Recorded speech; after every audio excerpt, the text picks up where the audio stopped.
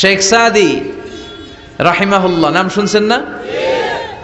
ওনার একবার আর্থিক ভাবে খুব খারাপ অবস্থা যাচ্ছিল, ওনার পায়ে জোতা ছিল না, কি ছিল না? তো উনি মন খারাপ যে হায় রে, আমি এত বড় ইরানি কবি, আমি বালাগাল উলা বিকামালিহি কাশাফাদ দুজা বিজামালিহি লিখলাম, ওটা বিশ্বব্যাপী আমার এত নাম দাম, আমার পায়ে জুতা নাই।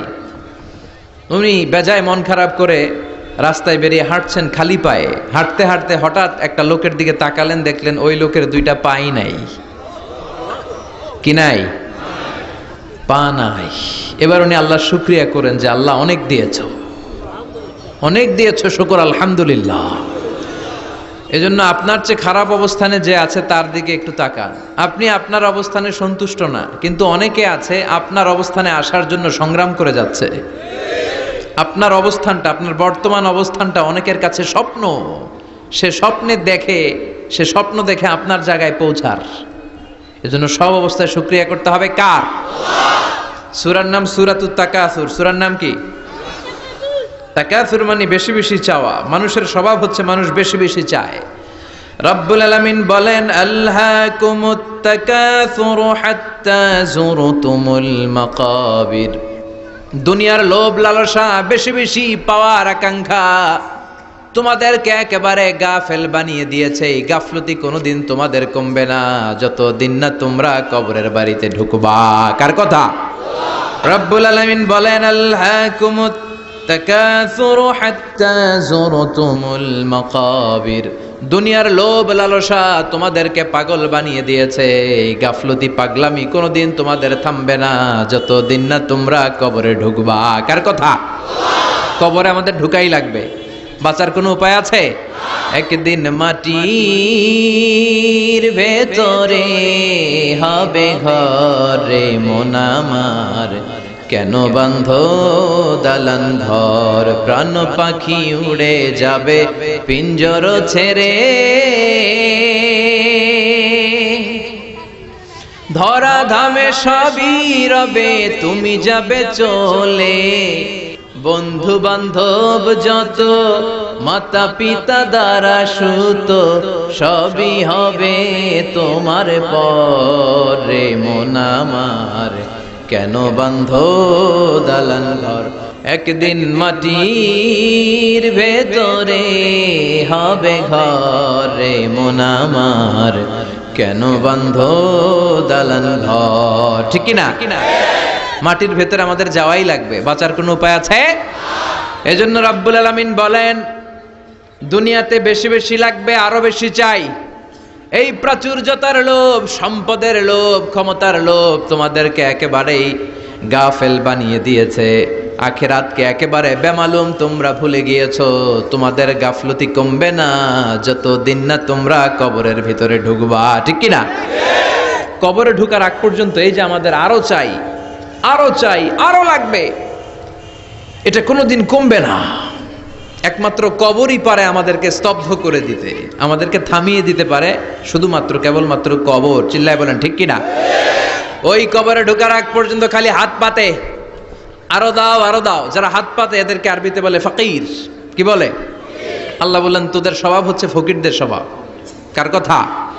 ইয়া আইয়ুহান নাসু আনতুমুল ফুকারাউ ইলাল্লাহ ওয়াল্লাহু হুয়াল গনিয়ুল হামিদ। ও দুনিয়ার মানুষেরা, তোমরা সবাই ফকির, আসল ধনী একজন। চিল্লায় বলেন তিনি কে?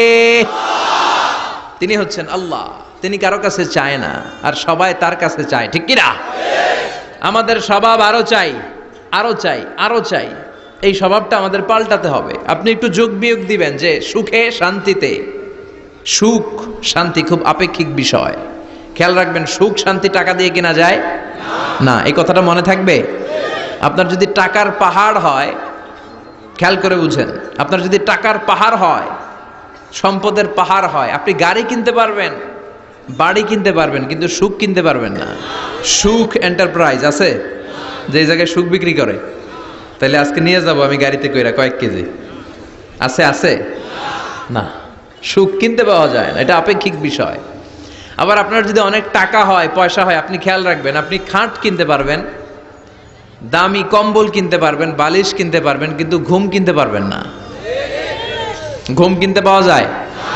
ফেনীতে কেউ বেচে ঘুম? আপনি যদি ডাক্তারের কাছে যেয়ে বলেন, ডাক্তার সাহেব আমারে 5 কেজি ঘুম দেন, ডাক্তার কেউ ধুর মিয়া আমারই ঘুমে ধরে না, আমারই মাঝে মাঝে টেনশনের চোটে ঘুম আসে না, আপনারে কি দিব ঘুমের। তো এই জন্য ঘুম কিনতে পাওয়া যায় না। খেয়াল রাখবেন, সুখ শান্তি এগুলো আল্লাহর দান। অল্পেও সুখ থাকতে পারে, ঠিক কিনা? আপনি বিশ্বনবীর জীবনী পড়ে দেখেন, বিশ্বনবী অল্প খেতেন, অল্প পড়তেন, অল্প জমাতেন, আর অল্পের ভিতরে সুখ দিয়েছে কে? টাকা যার বেশি দুঃখ তার বেশি, টাকা যার বেশি কষ্ট তার বেশি, টাকা যার বেশি টেনশন তার বেশি। আপনি খেয়াল করে দেখেন, যারা বড় বড় ভিআইপিস এন্ড সিআইপিস, অনেকদের সাথে আমাদের পরিচয় আছে, তো ফ্যামিলিগত অনেক বিষয় আমরা কিছুটা জানি। সুখ নাই, শান্তি নাই, খালি কষ্ট আর ব্যারাম। আর কি ব্যারাম? আরাম আছে ইসলামের ভিতরে। আপনি অল্প খেয়ে অল্প পড়ে শুকর গুজার হবেন, এটার ভিতরে শান্তি আর আরাম ঢুকাই দিয়েছে কে?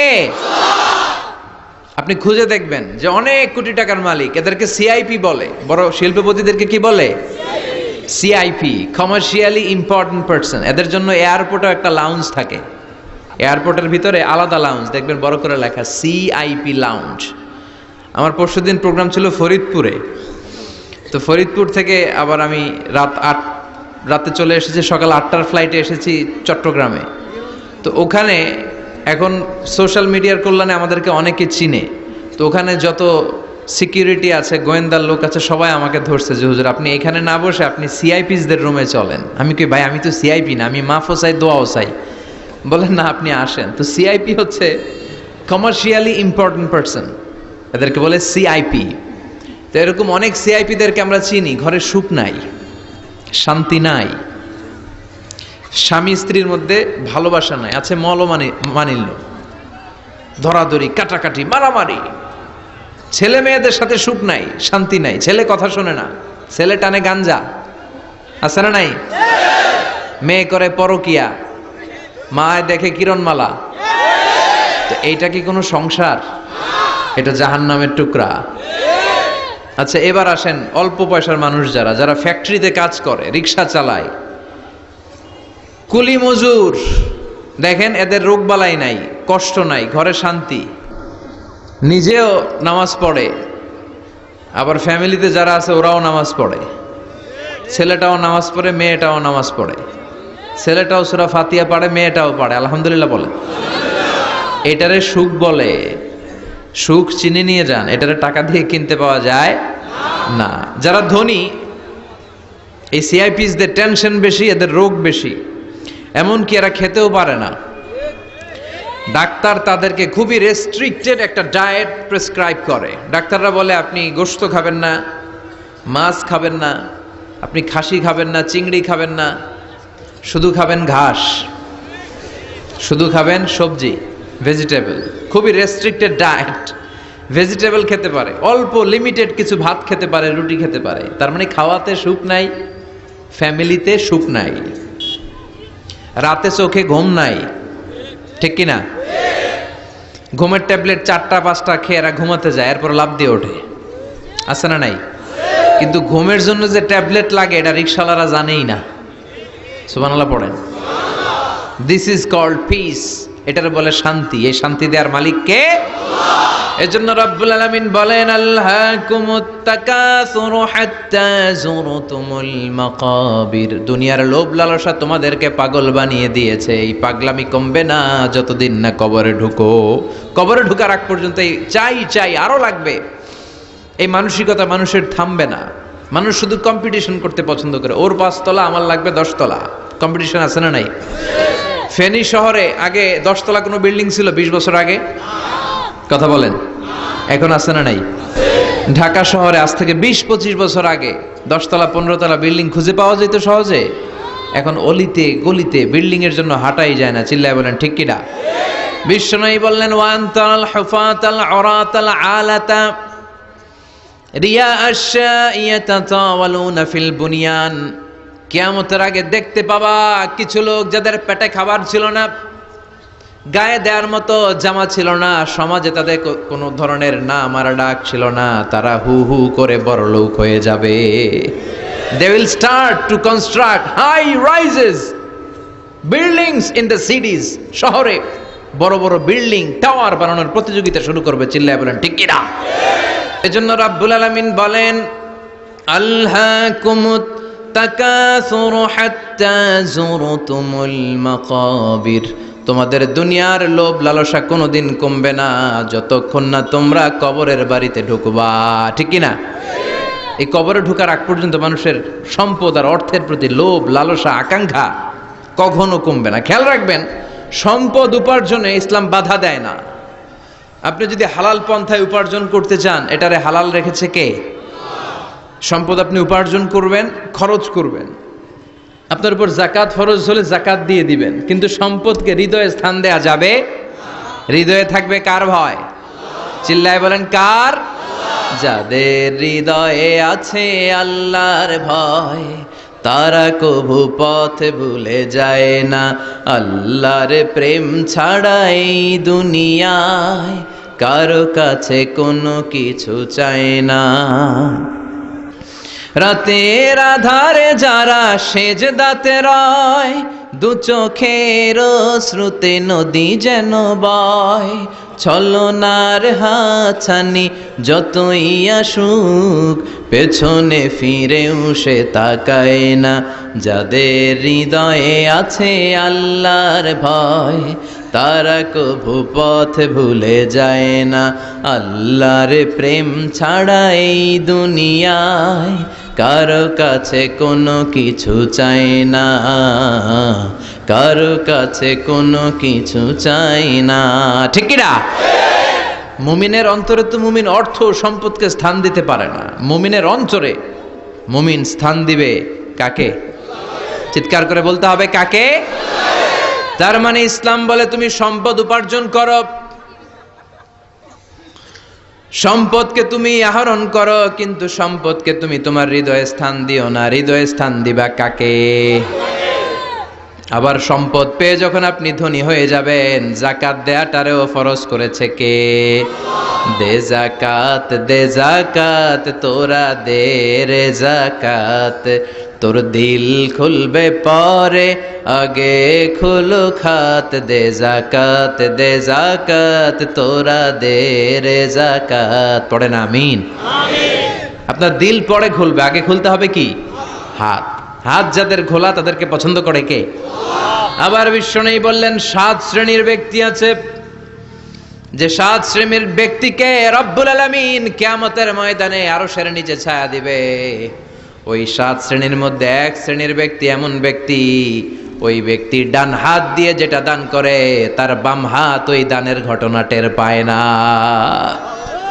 ডান হাতে দেয় কিন্তু বাম হাত টের পায়, তার মানে গোপন দান। কি দান? গোপন দান আল্লাহর কাছে খুব প্রিয়। গোপন দানের মধ্য দিয়ে আল্লাহর ক্রোধ রাগ কমে যায়। এজন্য গোপনে দান করবেন। আপনি মাহফিলে লোক দেখিয়ে 1 লক্ষ টাকা দিলেন, 10 লক্ষ, এটার মধ্যে যদি রিয়া থাকে, শো অফ, লোক দেখানো মানসিকতা থাকে, এটা হয়ে যাবে হাবা মানসুরা। মিজানের পাল্লা এটার কোনো ওজন হবে না। আর আপনি রাত্রিবেলা লুকিয়ে লুকিয়ে মসজিদের পাশ দিয়ে যাচ্ছিলেন, দেখলেন যে দান বক্স, পকেট থেকে 2 টাকার নোট বের করে দিয়েছেন, এটারে মিজানের পাল্লায় উহুদ পাহাড়ের সমান ভারী করবে কে? এজন্য আল্লাহ বলেন, গোলাম তোর গোপন দান আমার কাছে প্রিয়। বান্দা যখন গোপন দান করে, ওই গোপন দানকে আল্লাহ বাড়াতে থাকে, যদিও এটা পরিমাণে কম। আল্লাহু আকবার। গাভীর মালিক যখন নতুন বাছুর পায়, গাভী যখন বাছুর দেয়, উটের মালিক যখন নতুন উটের বাচ্চা জন্ম দেয়, উটের মালিক বড্ড খুশি হয়ে যায়। উটের মালিক উটের ছোট বাচ্চাটাকে খাইয়ে দাইয়ে পেলে পুষে বড় করে। আল্লাহ বলে, আমার সন্তুষ্টির জন্য যে এই ছোট্ট দানটুকু সেই দিন তুই করেছিস, তোর দানটাকে পেলে পুষে বড় করে আমি উহুদ পাহাড়ের সমান বানিয়ে তোর মিজানের পাল্লায় উঠাইয়ে দেব রে গোলাম। এজন্য লুকিয়ে দান করাটা শ্রেয়। আপনারা যারা দান করতে চান, আপনারা শো অফ না করে লুকিয়ে দান করবেন। রাজি আছেন তো? আর সম্পদশালী যারা হয়েছেন তারা যাকাত দিবেন। যারা যাকাত দেয় না, ওয়াল্লাযীনা ইয়াকনিজুনা আয-যাহাবা ওয়াল ফিদ্দা ওয়ালা ইউনফিকুনাহা ফি সাবিলিল্লাহ ফাবাশশিরহুম বিআযাবিন আলীম। রব্বুল আলামিন বলেন, নবী, যারা সম্পদের মালিক, 10টা-20টা ফ্ল্যাটের মালিক, একরের পর একর জমির মালিক, বিশাল সম্পদের মালিক, তারপরেও সম্পদ জমিয়ে রাখে, আল্লাহর রাস্তায় যাকাত দেয় না, তাদেরকে আপনি কঠিন আযাবের সুসংবাদ দেন। পড়েন নাউজুবিল্লাহ। আওয়াজ করে বলেন তো, আযাবের সুসংবাদ হয় না দুঃসংবাদ? হচ্ছে দুঃসংবাদ, কিন্তু আল্লাহ বললেন আযাবের সুসংবাদ দাও। তার মানে এই আযাবটা যেন তেন কোনো আযাব নয়, এটা ভয়ঙ্কর একটা আযাব, এটা যেন তেন আযাব নয়। 1000 বছর জাহান্নামের ভেতরে জ্বালিয়ে রাখা লোহার খুন্তি দিয়ে আপনার পেটে একটা ছেক দেয়া হবে, কপালে একটা ছেক দেয়া হবে, পিঠের মধ্যে ছেক দেয়া হবে। নাউজুবিল্লাহ পড়েন। এজন্য আল্লাহ বললেন কঠিন মর্মন্তুদ আযাব আর শাস্তি, পানিশমেন্টের সুসংবাদ দাও। ছেলে গণিত পরীক্ষায় ফেল করেছে, মা বলে তুই ফেল করছস, তোর আব্বা এসে এমন মাইট দিবে, মাইট দিলে মজা টের পাবি। আচ্ছা আওয়াজ করে বলেন, মাইট দিলে কি মজা পাওয়া যায় না ব্যথা পাওয়া যায়? কিন্তু মা বললেন যে মজা টের পাবি, তার মানে মাইটটা যে কড়া মাইট হবে, শাস্তিটা হবে বড় ডেঞ্জারাস শাস্তি। এই শাস্তির তীব্রতা, মাইরের তীব্রতা বোঝানোর জন্য মা মজার কথা বলেছেন। চিল্লায় বলেন ঠিক কিনা? এজন্য সম্পদশালী যারা হয়েছেন আল্লাহর শুকরিয়া করেন, আর বছরান্তে যাকাত দিয়ে দেন, সম্পদের মধ্যে বরকত দিবে কে? সাইয়েদনা মুসা আলাইহিস সালামের নাম শুনেছেন? ওনার এক চাচাতো ভাই ছিল কারুন, বিশাল সম্পদের মালিক। কত যে সম্পদ, তার সব সম্পদগুলো সে সিন্ধুকের ভেতরে আটকে রাখতো। আর ওই সিন্ধুকের তালার যে চাবিগুলো, ওই চাবিগুলা কাঁধে তুলতে 10 জন মানুষ লাগতো। তাহলে সম্পদ কি কম না বেশি? সাইয়েদনা মুসা আলাইহিস সালাম বললেন, আল্লাহ তোমাকে সম্পদের মালিক বানিয়েছে, তুমি এই সম্পদের যাকাত দাও। কি দাও? সে বলে না, আল্লাহ তো আমার সম্পদের মালিক বানায় নাই, ইন্নামা উতীতুহু আলা ইলমিন ইনদি, আমি আমার মেধা খাটিয়ে এই সম্পদের মালিক হয়েছি। সাইয়েদনা মুসা আলাইহিস সালাম বললেন, যাকাত দাও, না হয় আল্লাহর আযাবের অপেক্ষায় থাকো। কারণ বলে, তোমার আল্লাহরে বলো যদি পারে আমারে আযাব পাঠাইতে, আমার দিকে যদি পারে তোমার আল্লাহ যেন আযাব পাঠায়। আল্লাহরে চ্যালেঞ্জ দিস। কারে চ্যালেঞ্জ দেয়? আল্লাহ তো ছাড় দেয় কিন্তু ছেড়ে দেয় না, এটা জানেই না। আল্লাহ কি দেয়? কি দেয় না? এই কথাটা মনে রাখতে পারবেন? আল্লাহ কি দেয়? কি দেয় না? আল্লাহ ছাড় দেয়, আল্লাহ চান্স দেয়, আল্লাহ সুযোগ দেয়, আল্লাহ ভালো হয়ে যাওয়ার সুযোগ দেয়, কিন্তু আল্লাহ ভুলে যায় না, আর আল্লাহ ছেড়েও দেয় না। চিল্লায় বলেন ঠিক কি না? কারণ বলে, তোর আল্লাহরে বল, পারলে আমারে মারতে, পারলে আযাব পাঠাতে বল, দেখি তোর আল্লাহর শক্তি কত রে মুসা, আযাব পাঠাতে বল। আল্লাহ বলে, ফাখাসাফনা বিহি ওয়া বিদারিহিল আরদ। এই কথা বলার সাথে সাথে কারুনের বিশাল সিন্ধুকের বাক্স, স্বর্ণের বাক্স, রূপার বাক্স, সম্পদের বিশাল বিশাল সিন্ধুকগুলো সহ কারুনকে আমি জামিনের মধ্যে দাবিয়ে দিলাম। নাউজুবিল্লাহ পড়েন। জামিনে, এটা একটা আশ্চর্যজনক শাস্তি। এই শাস্তি আবার অন্যদেরকে আল্লাহ দেয় নাই। আল্লাহ কাউকে আযাব দিয়েছেন প্রচন্ড বাতাস, বাতাস দিয়ে আল্লাহ উড়িয়ে দিয়েছেন। কাউকে দিয়েছেন পাথর বৃষ্টি, কাউকে দিয়েছেন আগুন বৃষ্টি, কাউকে দিয়েছেন ভূমিকম্প। আল্লাহ এক একজনের এক এক শাস্তি দিয়েছে, কিন্তু এই কারুনকে দিয়েছে ভিন্নতর একটা শাস্তি। সমুদয় সম্পদ সহ আল্লাহ তাআলা কারুনকে মিশরের ফায়ুম জেলার মাটিতে দাবিয়ে দিয়েছে। কারুনের পা পর্যন্ত দেবে যায়, কারুন ভাবছে উঠে যাবে, কোমর পর্যন্ত দেবে যায়, কারুন ভেবেছে কিছু হবে না, আমার গায়ে অনেক শক্তি, আমি পার পেয়ে যাব। গলা পর্যন্ত যখন দেবে যায়, কারুন কয়, মুসা সব সম্পদ তোর, আর তোর আল্লাহ লইয়া যা, আমারে সাইরা দে, সব সম্পদ তোর মুসা, সব তোর, গাড়ি তোর, বাড়ি তোর, সিন্ধুকের বাক্সগুলা তোর আর তোর আল্লাহর, আমারে খালি সাইরা দে, আমি বাঁচতে চাই। আল্লাহ ছাড় দেয় কিন্তু ছেড়ে দেয় না। কারুনরে সেদিন আল্লাহ ছেড়ে দেয় নাই, ফেরাউনরে অনেক ছাড় দিয়েছে, ছেড়ে দেয় নাই। এই জন্য আল্লাহর সাথে অধ্যত্বপূর্ণ আচরণ যারা করে, আল্লাহ তাদেরকে ছাড় দেয় কিন্তু কশ্চিনকালেও ছেড়ে দেয় না। চিল্লায় বলেন ঠিক কিনা?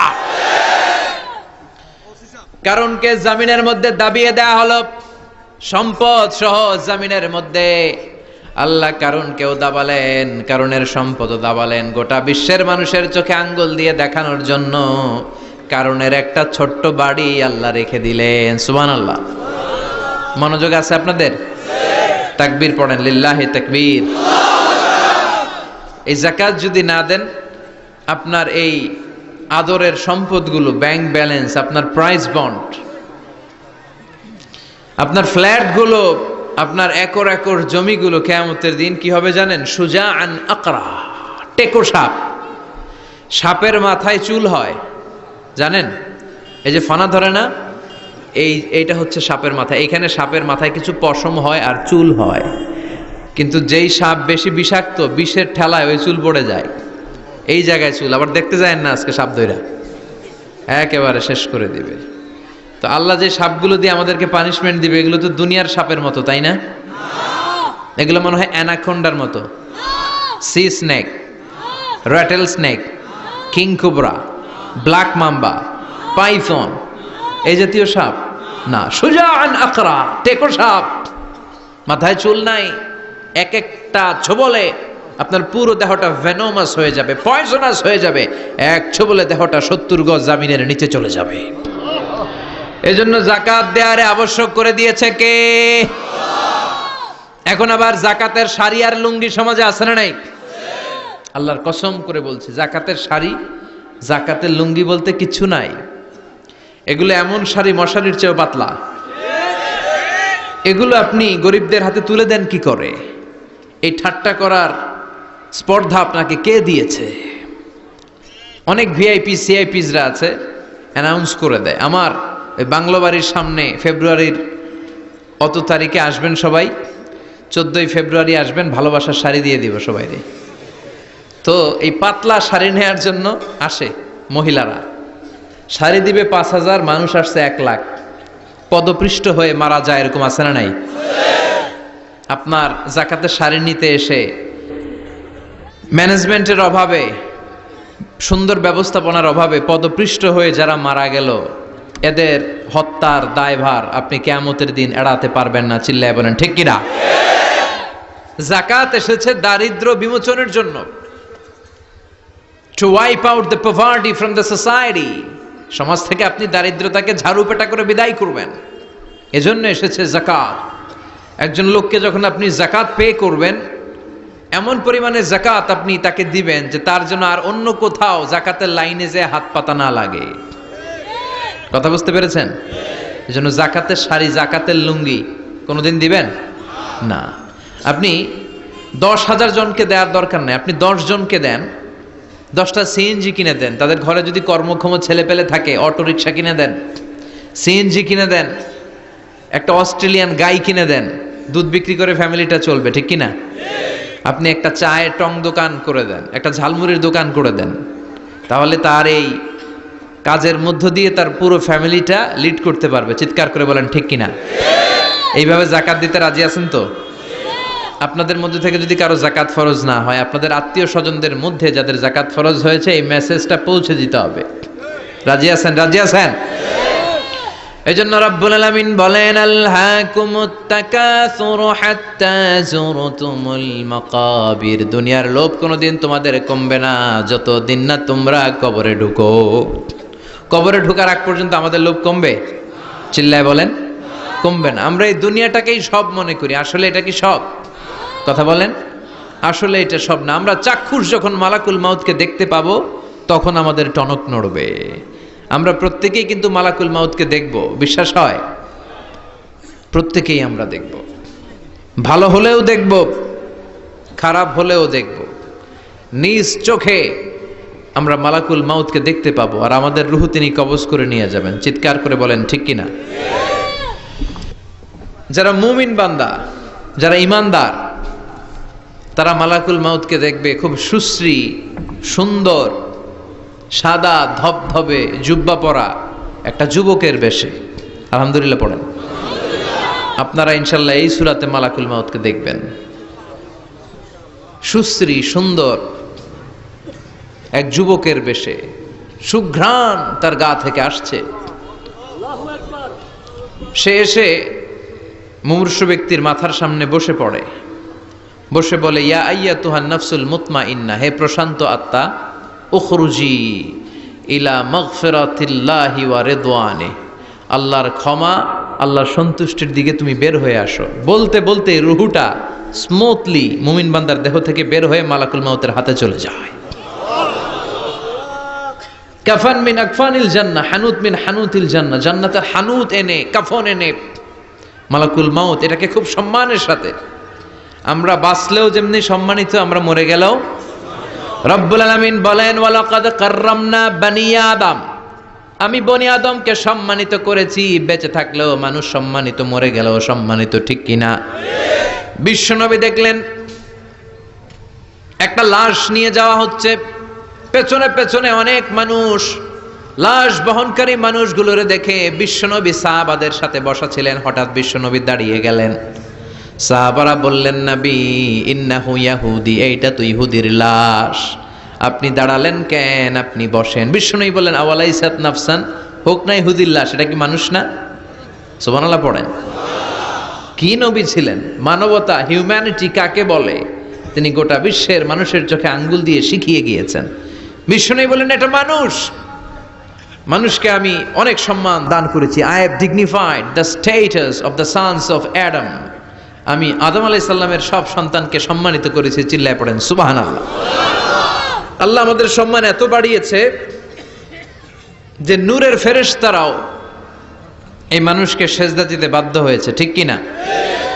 তুমি মাটির আদমকে প্রথম সৃষ্টি করিয়া ঘোষণা করিয়া দিলে শ্রেষ্ঠ বলিয়া, তাই তো নূরের ফেরেশতা করে আদমকে সেজদা, ঠিক কিনা?